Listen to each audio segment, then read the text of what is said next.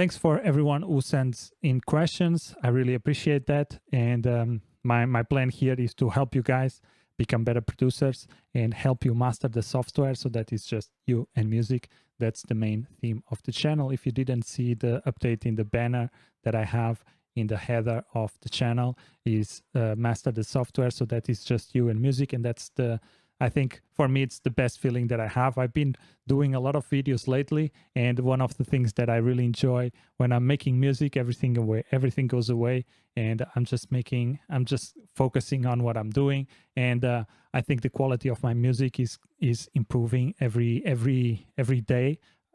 I don't want to sound too braggy, but because I put so much effort into it, I spend so much time and money getting knowledge, courses and everything to improve myself and to improve my skills. There's still stuff that I really need to improve, and I'm working on it. I'm going to get some courses and some books so that I can improve on that. And that's the basic idea. For you to get better at something, you have to study, you have to practice.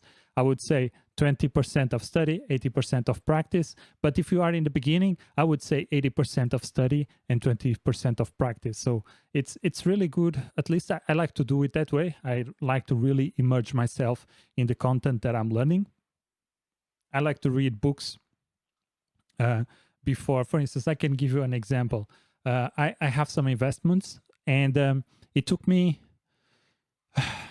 maybe close to 5 years of just reading, just studying, just reading stuff, reading books, getting familiar with the terms, doing some testing to get to the point where I could have the money and the knowledge to start investing. So that's what I'm talking about. Sometimes you hear people say, "Oh, you just 20% of study, 80% of practice." I don't want to say that's a rule. For me, that's not a rule. It's like more like a general idea. It's like you have to practice. But first, at least for me, it works like 80% in the beginning, 80% of study and 20% of practice, because I like to watch YouTube videos. I like to read books. I like to immerse myself in the content, really understand things. And of course, I still practice.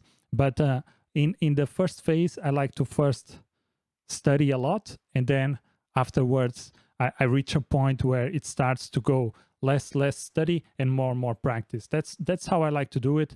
And it's kind of like a curve like this, where first is a lot of studying and not too much practice, and whenever you get knowledge, your studying it's less required, and your practice goes all the way through the roof, I guess. But you still need learning, and that's how I keep myself from improving.